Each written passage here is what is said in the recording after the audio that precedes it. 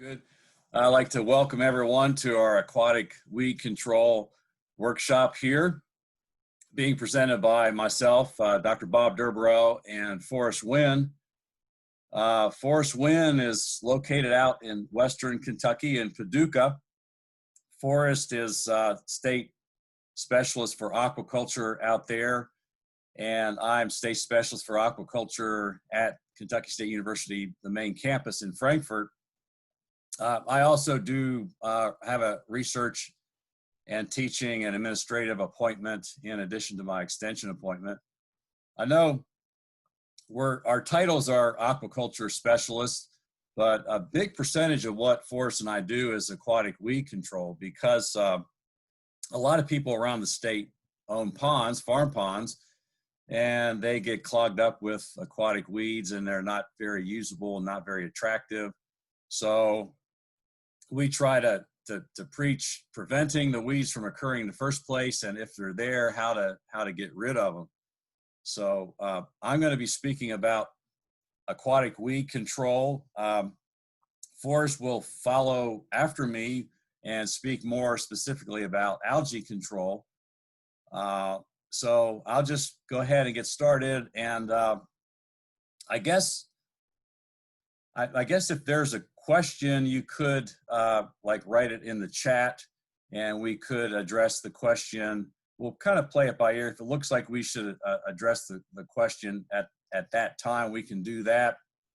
Otherwise, I might wait till we're finished and then we can go through specific questions. Okay, I'm going to try to pull up the PowerPoint. Can everyone see my PowerPoint? Nathan, can you see it? Yeah, we got it, Bob. Okay, good. Okay, great. Okay, now I thought I was going to advance to the next slide here, but let me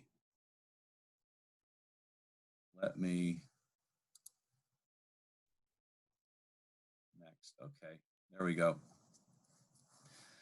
I like to divide aquatic weeds up into different categories, and that tells me how to prevent the weeds and as well as how to treat the weeds with chemicals or other treatments if necessary. The emergent weeds, you have the typical cattails, rushes, things like that on the left of the screen here. Think aquatic weed controls like rodeo, for example, which is the aquatic version of Roundup, might be one approach to controlling those weeds. Submersed weeds are probably our worst ones in the far right there. They are rooted on the bottom. They start growing on the bottom and they grow up through the water column and fill up the water column, creating an unusable, unwieldy pond. It's not easy to boat in it. You can't drag a seine net through if you want to harvest fish. You can't go fishing in it. It's a very noxious type of situation to try to prevent, or if you can't prevent it, at least try to get rid of it after it's there. You can see the algae floating there in the middle of the screen. Forrest is going to address that a little bit more specifically. And there's also free-floating weeds like duckweed and watermeal. You can see in the center of the picture, and as well as rooted and floating plants on the left of the screen. So macrophytes, I'm going to use the term macrophyte, which means big plant, big weedy plants that you have in the pond that like physically clog up the pond. They compete with phytoplankton, which is the green bloom in the pond. They compete for nutrients and light. So phytoplankton are important for the food chain. The phytoplankton provide food for zooplankton, and the zooplankton are eaten by the small forage fish like bluegills, and then the bluegills are eaten by the large predatory fish like largemouth bass. So if you don't have a good phytoplankton bloom, then your food chain isn't going to work too well, and you don't wind up having big bass. So the macrophytes, the big weedy plants, can compete and act against a nice productive pond like that. And I mentioned before, the macrophytes interfere with fishing and seining and swimming. And if you're feeding the fish, all the weedy masses out there of macrophytes prevent the fish from finding the floating feed. It gets kind of bound up in those weeds. So this is really my favorite, is preventing the weeds. We can use chemical treatments and other means to get rid of weeds, but that's almost unpredictable. It's very expensive as well. So, you know, we'll tell you the proper chemicals to treat, get rid of weeds. And to tell you the truth, sometimes the proper chemicals work, sometimes they don't, because the water is a very complex environment, and it seems like herbicides don't always work. So prevention is really the very, very best way to go. Keeping the water deep, at least 3 feet deep. When the water's deep, the sunlight cannot penetrate through the water, and the sunlight needs to penetrate to the bottom to get most of the submersed weeds anyway started. So keeping the pond deep is important. And along the same lines, keeping the pond banks at a nice depth is important, because that adds depth to the pond too. If you have a 3-to-1 slope, 3 feet out, 1 foot down, 3 feet out, 1 foot down, that keeps the pond edges from being too gradual, and it gets rid of the shallow areas. Ponds that have you know, a whole lot of square feet of shallow areas are really vulnerable to having aquatic weeds getting started. So you'll have the aquatic weeds like pond moss or Pathophora getting started in the shallow area, and then before you know it, it spreads to the whole pond. So keeping the water turbid, either by fertilizing, or you can stock with grass carp to keep the water turbid. It stirs up the mud and releases nutrients.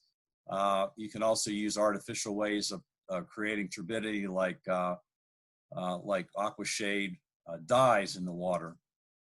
And then before the pond is filled up, when the pond is dry and not filled up with water yet, if it's a new pond, you can disc under existing weeds, so you don't have a problem after the pond does fill up.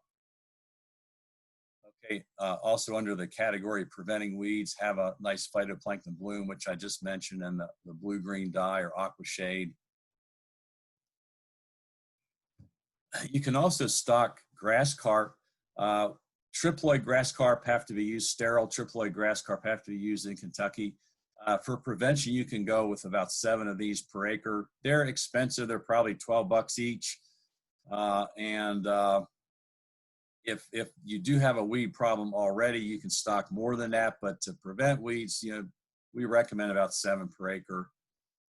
If you see the macrophytes, the weedy plants, as they appear, you can manually pull them out. I'm thinking more in terms of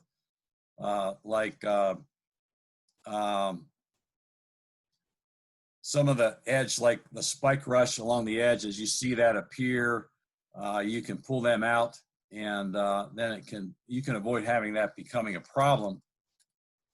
You can use chemicals, of course, to control the macrophytes, and then maintaining fertility with either fertilizer or feed to keep the water turbid. And then stocking koi, which, you know, adds up, you know, causes turbidity in the bottom of the pond. Approximately about 100 per acre is a good stocking density, we think. I have some more information on koi stocking in a little bit here. So total alkalinity should be at or above 20 parts per million. You need to have those bases in the water, like carbonates, bicarbonates, hydroxides, for the fertilizer to work, or for the water to be fertile. And then that facilitates the growth of phytoplankton, or the bloom, which will shade out the sunlight and keep weeds from occurring. If the alkalinity is low, you can correct that by adding agricultural limestone. Highly pulverized, very fine ag lime is preferred. Pelletized is actually very, very fine limestone that's made into pellets. You don't want to use granular limestone, because it takes forever for that to dissolve and doesn't work very quickly. Avoid things like hydrated lime, quick lime, slake lime, things like that. Those things can elevate the pH of the water very, very quickly and kill the fish. So agricultural limestone will not kill fish. It tends to buffer the water towards neutral. Hydrated lime can spike your pH up real high, let's say to maybe a pH of 11, and can kill fish. So just keep that in mind. Fertilizing triple superphosphate can be used to keep a bloom on the pond, and you use about 20 pounds per surface acre. You can gradually introduce that by putting in about 5 pounds at a time every other day for 4 applications to add up to that 20 pounds per surface acre. It tends to sink to the bottom, so you need to dissolve it. If you can put it in some kind of porous container, or at least put it on a platform of some sort along the edge of the pond. Don't just throw it in and let it go to the bottom muds. It tends to get bound up and not do its job. Liquid fertilizer is heavier than water, so you have to be aware of that too, sinking to the bottom mud and becoming inactivated. That's one reason to put in fertilizer gradually at 1 quart per surface acre and dilute it heavily before you put it into the water. The one quart, you want to add that till you get that 1 gallon per surface acre treatment level. Liquid fertilizer is basically diammonium phosphate. It will have a formulation examples, common examples, 11-37-0 or 10-34-0. Which is the nitrogen, then the phosphorus, and the potassium, the first, second, and third numbers there. Okay, using koi for aquatic weed control. Here's an example of pond moss or Phytophthora that can cover up a pond. It starts like a green rug on the bottom of the pond and then breaks off and floats up and looks like this after it starts on the bottom. So by keeping the water turbid and keeping the water deep enough, you can prevent this green Phytophthora from starting on the bottom in the first place, and then it won't ever be there to break off like this and float up. One way you can keep the water turbid is with koi, and they can prevent Phytophthora or that filamentous algae from occurring in the water. In this particular demonstration that you just saw there, we stocked 45 12-inch koi in a 1 acre pond. And when they were younger, it didn't seem to work very well. The farmer actually complained about that there being weeds in the water. But after 3 years, the koi got bigger and they became more active in stirring up the mud in the bottom of the ponds. And they kept the water turbid, and it blocked the sunlight out, and the filamentous algae stopped appearing in that pond. In addition to the koi making the water muddy, they also release nutrients in the bottom. So the water becomes more fertile, and that can support an aquatic phytoplankton bloom. So the koi can support phytoplankton bloom in the water, as well as making the pond a little bit muddy. You can see that the effects here. The algae, it's not completely brown or green. It's kind of a greenish brown. There's mud and there's algae growth in this. The koi in this pond, you can see there's no aquatic macrophytes in this water. Here we have the same thing at our facility in Frankfurt at our Aquaculture Research Center. Each pond tends to have a different personality too. You can see the closer pond has more of a muddy appearance. The pond to the left has more of a green appearance. So both have koi in them, and the turbidity that's caused by the koi tends to make the water in the right pond more of a muddy color. In the left pond, more of a phytoplankton bloom type of color, and it just depends on a lot of variables depending on how your pond will actually look. You can see the effects of the koi in the bottom muds. When you drain these ponds, you can see mounds of bottom muds that are piled up just from the activity of the koi in the bottom. And here, this pond in Jessamine County is kind of interesting. The owner added black veil, which is a dye, kind of like an aquashade dye. And the mud in the bottom of the ponds is actually a white type of mud that I know I find it sometimes in Jessamine County, and there are other places you can find this white mud. It's actually used to make porcelain. And you have that, the aquashade, the blue-green dye mixed with that white mud, you get almost like a milky blue color here. You can see the koi in the middle of the picture.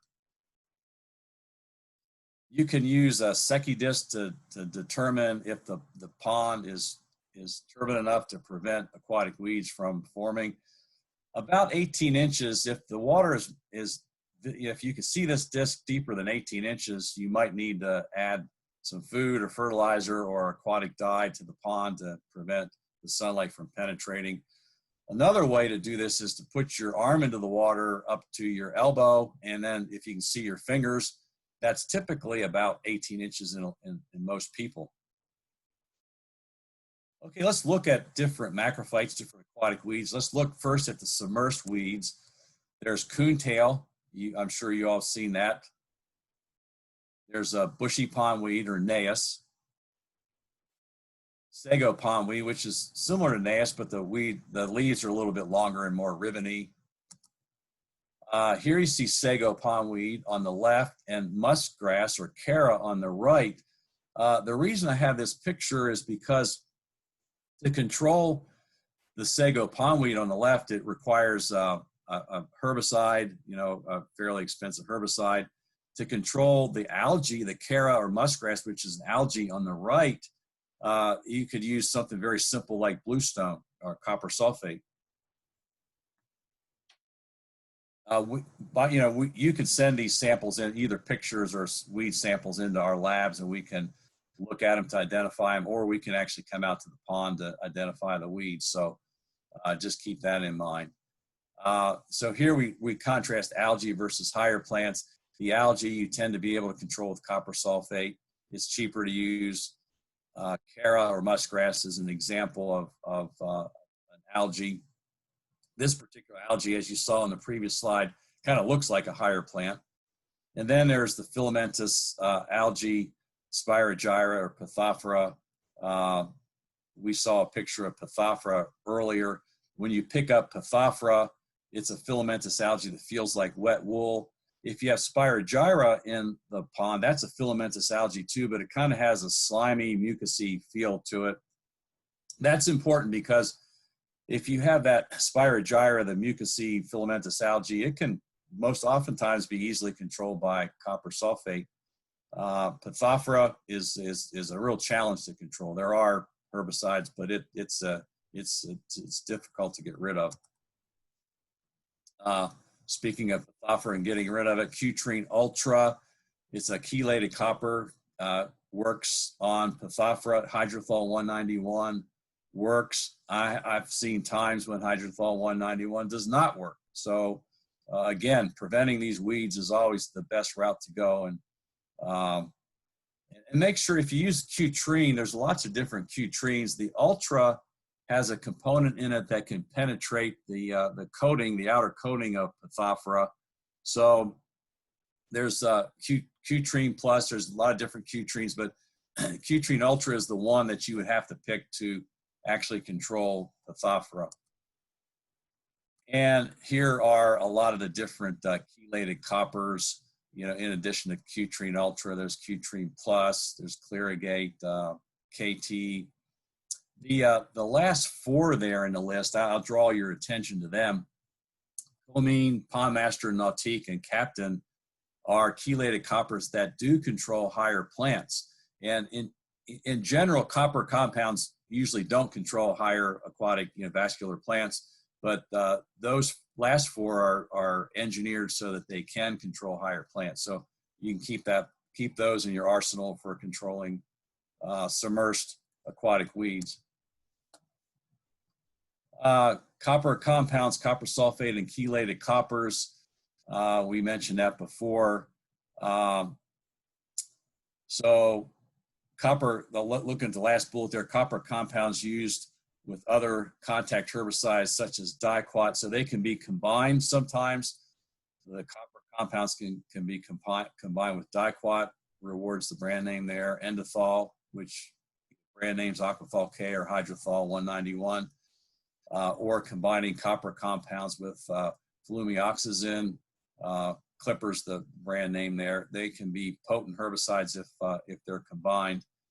So when we look at the weed or identify it in our lab, we can make these specific recommendations of what might be the best treatment to use. Other submersed macrophytes, aquatic weeds, curly leaf pondweed. Here's an example of a pondweed. It is actually emerging somewhat from the water, but the mass of it is underwater. It's submersed. Okay, so normally Reward or Weedtrine D, they're both diquat compounds, can be used for submersed weeds. Keep in mind, Reward is more concentrated. Weedtrine D is more diluted diquat. Other herbicides that can be used on submersed weeds, Aquathol K, Aquathol Super K, or Sonar. And then, like we mentioned before, certain chelated coppers, those four, Comine, Pondmaster, Nautique, and Captain, can be used for submersed weeds. And this website through the University of Florida is a good one to go to find aquatic weed labels. And I might add at this point that anything in this PowerPoint presentation could change tomorrow, could change in the next few weeks or months. So reading the aquatic weed label for the herbicide label is essential, because you want to use the label as the final word on treating with a herbicide. And this PowerPoint's a good guideline, but definitely resort to using the label as the final word. Okay, diquat, which is Reward, is a common brand name, trade name for diquat. This goes through the amount to use. It tends to get bound up in mud, so don't use it in muddy water. It works better on actively growing weeds, so you use it on a sunny day when the weeds are actively growing. It's a contact herbicide, so you can treat 1/3 or 1/2 of the pond at a time, and then wait 2 weeks in between, then treat the remaining portions of the pond after you wait those intervals in between. Reward is 37% diquat, contrasted to Weedtrine D, which is 8.5% active ingredient diquat. Needless to say, Weedtrine D is cheaper for the jug that you buy there, but it's less active. So keep that in mind when you're doing a comparison, economic comparison. There are other diquat containing herbicides: Harvester, Tribune, Weedplex Pro. Okay, there are endothol compounds. Aquathol Super K is one of them. Aquathol K is liquid, Aquathol Super K is granular, and they are contact herbicides. So they work, let's see, let me go to this next one here. Aquathol K and Aquathol Super K control these submersed weeds: coontail, milfoil, gneiss, various pondweeds that are the genus Potamogeton. Okay, Aquathol is used when the temperature is warmer, above 65 degrees Fahrenheit, and when the weeds are actively growing. Now, keep in mind it's a contact herbicide, so and this is similar to using other contact herbicides. You can treat 1/3 to 1/2 of the pond at a time, and then you wait. In this one, you wait 1 week in between, roughly, instead of 2 weeks. And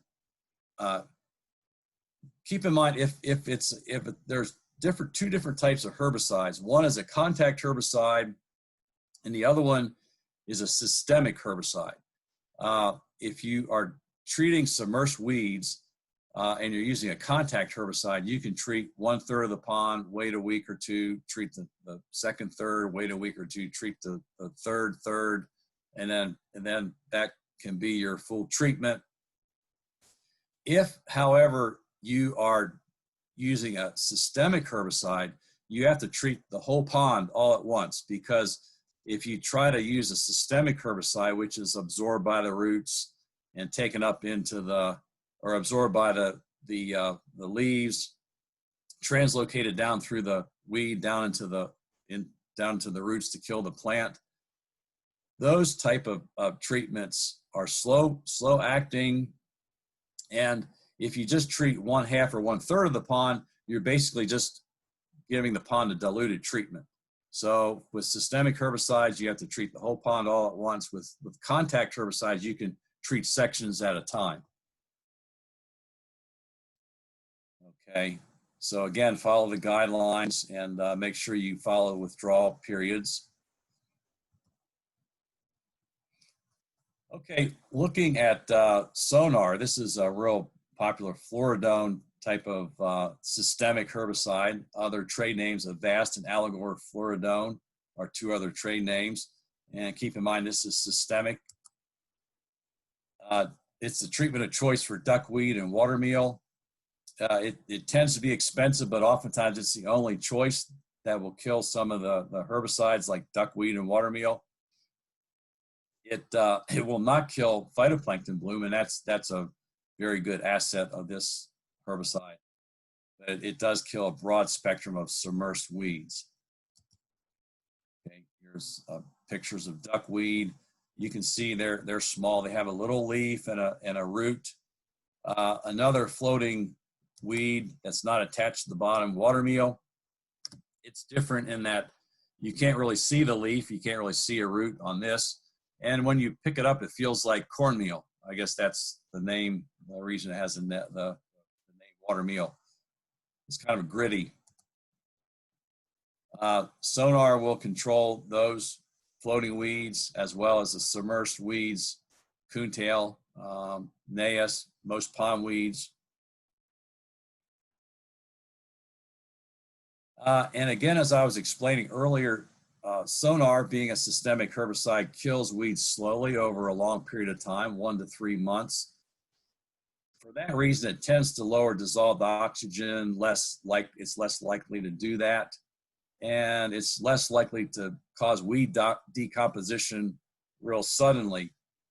If Sonar is used and it's killing weeds slowly, they tend to decompose over a longer period of time, and it's less likely to use up oxygen in the pond as it decomposes. And again, this middle bullet here, the second bullet, do not treat sections, treat the whole pond at a time. And keep in mind, a lot of these herbicides have withdrawal periods, especially for irrigation. If it kills the aquatic weed, it can kill your row crops if you're going to use the water for irrigation. So keep that in mind. One of the little bit newer herbicides, Topramezone, Oasis is a trade name. It's also systemic. It can treat floating plants, emergent plants, as well as submersed plants.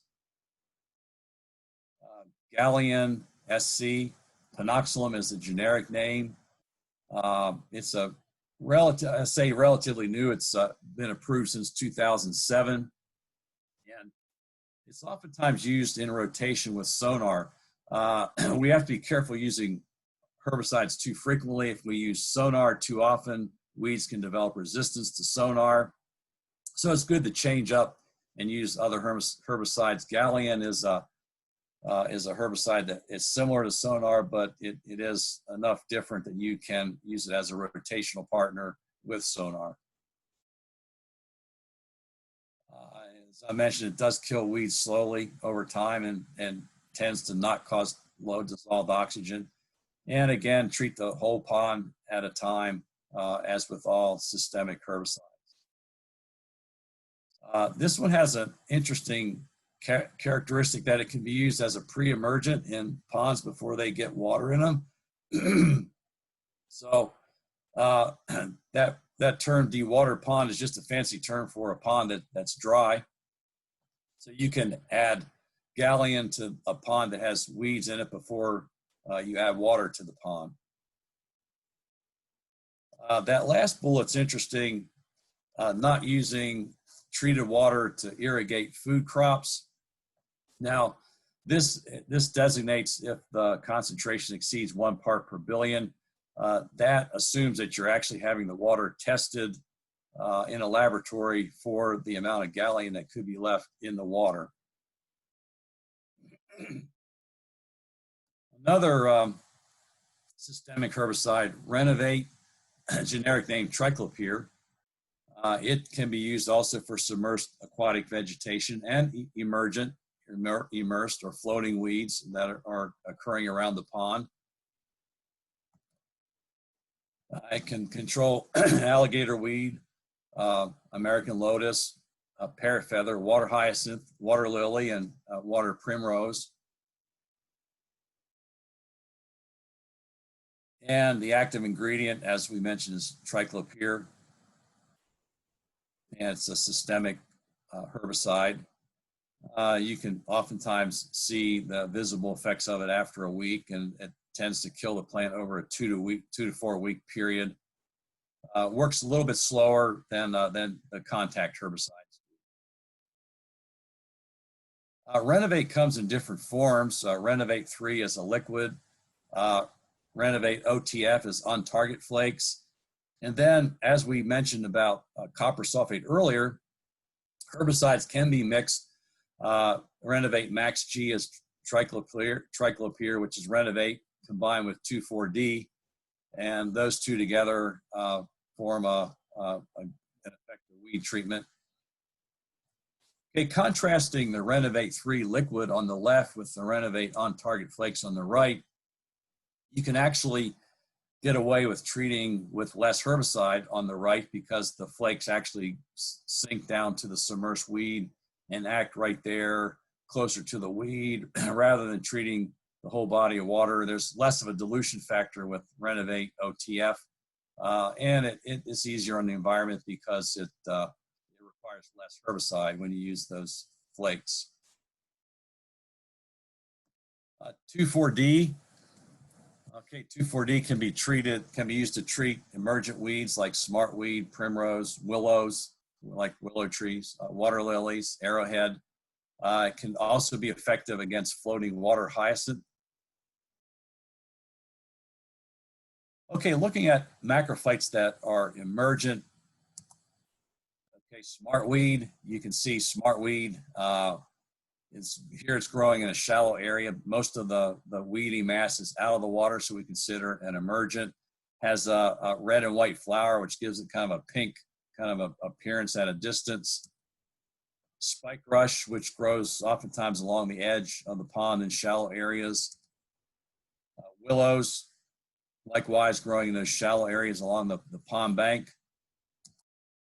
Alligator weed, all these emergent macrophytes, cattails.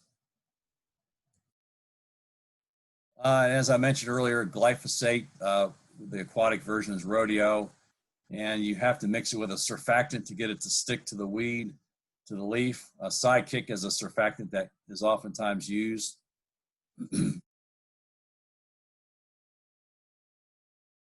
There are other surfactants besides Sidekick, Magnify, Kinetic. You can see them listed there.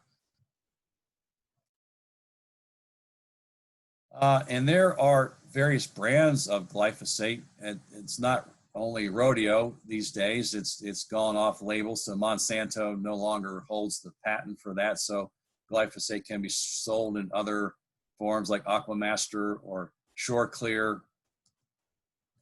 AquaPro is another type of glyphosate. Aquaneat is another one. Okay, Habitat is a herbicide that's similar. It works similar to glyphosate. One of my colleagues calls Habitat glyphosate on steroids. Generic name for Habitat is Imazapyr. And other brand names for Habitat are Arsenal, Polaris, and AquaPro.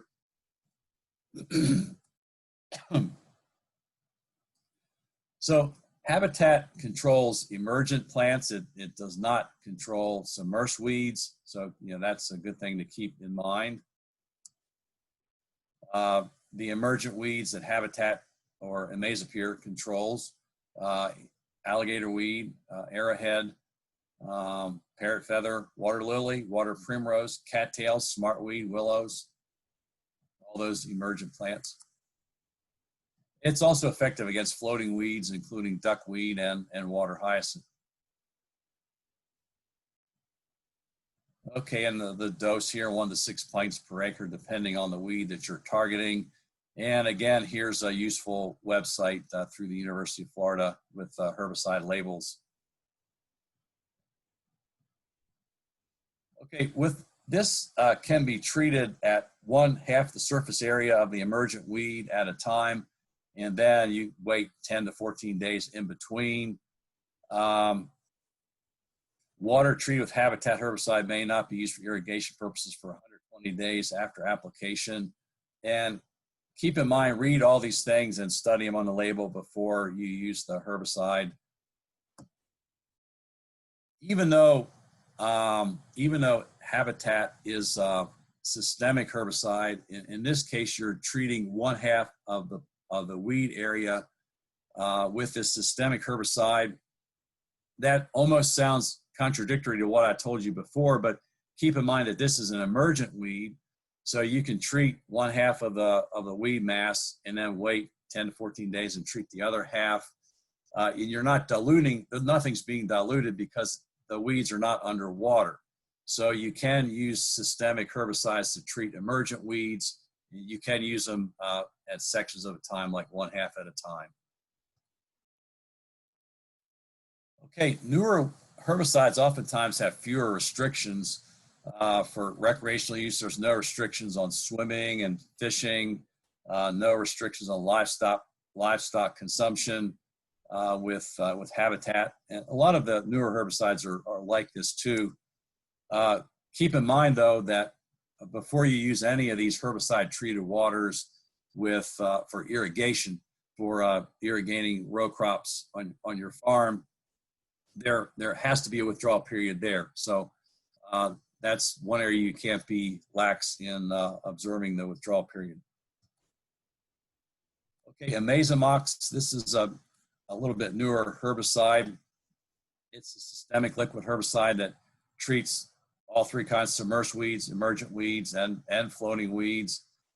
It treats sago pondweed, curly leaf pondweed, water hyacinth. It also treats the emergence cattails, smartweed, and water primrose, and can also be used on floating plants like water lily. And if you're going to use Amazomox, or Clearcast is a brand name, if you're going to be using these for emergent weeds, you need to, and floating weeds, you need to add a surfactant. Keep in mind that surfactants make the herbicide stick to the leaf of these emergent and floating weeds. You obviously don't have to use a surfactant when you're treating submersed weeds. Bispyribac-sodium, Tradewin being a trade name, brand name for this herbicide. It's also systemic and can be used for submersed and floating and emergent aquatic weeds. And it kills weeds slowly over a 30 to 60 day period. A little factor that if you're raising shrimp or crayfish, which are crustaceans, that final bullet there, don't use this if you're raising those crustacean animals. Carfentrazone ethyl, stingray, known as stingray. It's a liquid contact herbicide for floating weeds such as duckweed and milfoil. And again, use this on actively growing weeds. And the last bullet here, this is an issue that you need to be aware of. Read the label on all aquatic herbicides. There are restrictions on when and where you can apply these herbicides. Do not apply this within a quarter mile upstream of an active potable water intake, unless the intake can be turned off for 24 hours immediately after the weed application, and that there's an alternate water source for, assuming this is for domestic water source, you don't want the herbicide to be going into people's tap water, basically. That's kind of the warning here. So be very, very observant of that restriction. Flumioxazin, Clipper is the brand name. This one's kind of highly touted by a lot of the consultants that I work with. It's a contact herbicide, and it works quickly on Phytophthora, pond moss, and duckweed. And those are herbicides that are usually very hard to control. And so a lot of the people that work in the field that I know have used this and have been very impressed with how it works, how it's effective against Phytophthora and duckweed. It degrades quickly at high pHs and at higher temperatures. So it's best to use it in the morning when the pH tends to be lower. If the pH is above 8.5, it's probably best to avoid using it. So a lot of times the cooler, lower pH environment in the morning is best for a lot of herbicides, including clipper. Keep in mind, and this might be true to some extent for most herbicides, don't overuse them. This tends to be a herbicide that has a tendency, it's prone for weeds to develop resistance against it. So use it or have your clients use it, but don't overuse it. Use it only when absolutely necessary. And that last bullet, again, I'll warn people, don't use it if you have crayfish, prawns, shrimp, whatever that are in the pond. It kills crustaceans. Okay, sodium carbonate peroxyhydrate. You've probably seen this as Green Clean Pro. It's a granular algicide / fungicide used to treat a broad spectrum of algae and fungi. If you are using it in your ornamental ponds, I see this being used by ornamental pond owners. They'll use it to kill the algae mat in, let's say, the waterfall in their ornamental pond. So after it's used to treat that, the algae should be broken up, and it facilitates it being controlled a lot easier if the mass of algae is disturbed when you use the Green Clean Pro. Procelicor is a new herbicide. It's probably the newest. It's a systemic herbicide used to manage freshwater aquatic vegetation and slow-moving ponds or lakes. Protection. This probably goes for a lot of the herbicides here. You would see this on the labels of most herbicides using protection by the user that's applicating the herbicide. Procelicor is applied to the leaves using a surfactant, or it can be applied to submersed weeds in the water. It can control water hyacinth, which is a floating plant, also the emergent plants, alligator weed, water American lotus, and water primrose.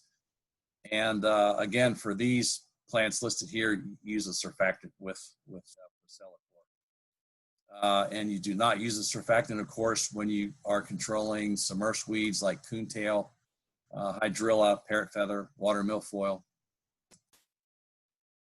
And again, keep in mind, this is a group 4 herbicide, and it does have a likelihood of developing weeds developing resistance against it. So be careful not to overuse it. Alternate its use with other herbicides that have an alternate mode of action.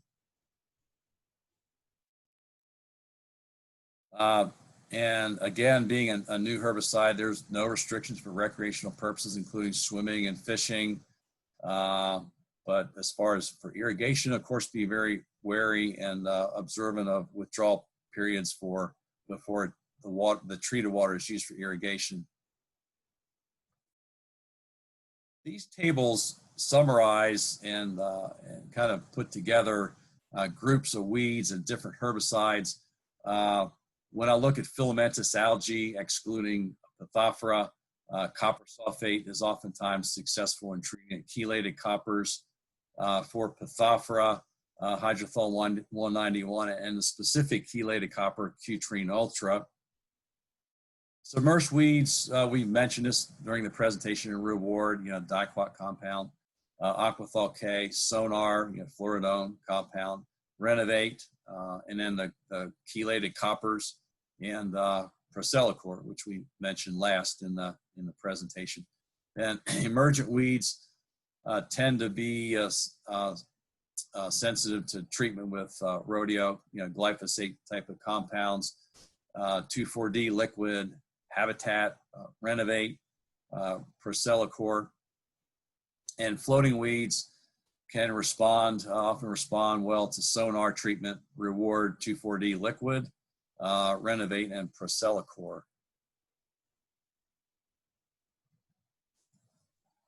Okay, Qtrine Plus, looking at some of the prices, and Qtrine Ultra. You can see some of the prices there. I can point out that Reward, which has gone off label. It's a glyphosate that's no longer, yeah, let's see, I'm drawing a blank here.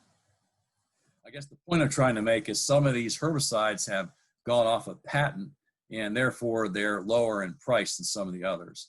Hydrothol 191, you can see the price there. Sonar tends to be a little bit expensive. Maybe I shouldn't use the word a little bit. You can see the $1,855 a gallon there. There are other forms of sonar that can be used as well. There you see the prices for Renovate 3 and then the other forms of Renovate, the OTF and the Max G, Habitat price, the Aquathol K and Aquathol Super K prices there. And you can get a copy of this presentation later. Just email us, phone us, and we can get a copy to you. Then you can have these tables readily available. Here you see the price for AquaPro glyphosate. Sidekick is a surfactant used, and then the prices for the blue-green dyes, Aquashade and Aquatic Blue, and the prices for Galleon. And here's the sonar that I had mentioned. It's ready to use, RTU, sonar RTU. It's comes in a little bit cheaper form than the original sonar formulation. And then you can see the Qtrine and the Comine and Nautique prices listed there as well.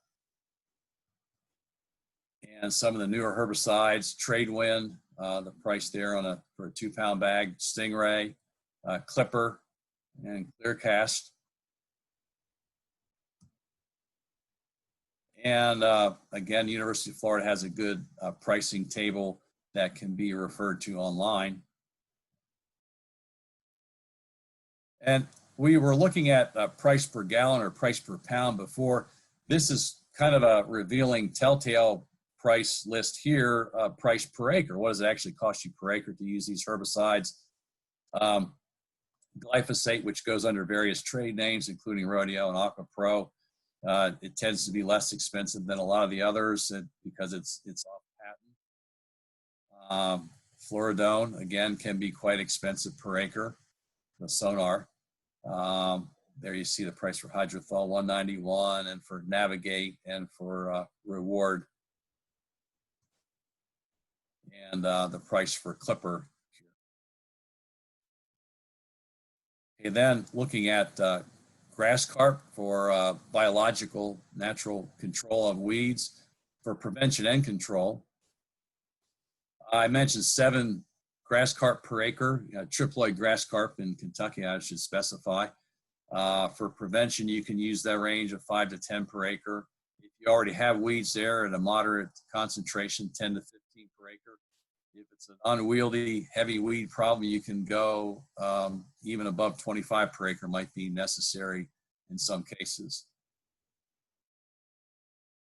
And here we have a PDF, Aquatic Weed Control in Ponds, that we can send to you, as well as this PowerPoint presentation. And this is my contact information here as well. And I'll turn the program over to Forrest Wynn now. And I guess we could probably wait till after Forrest presents for questions and answers. Thank you.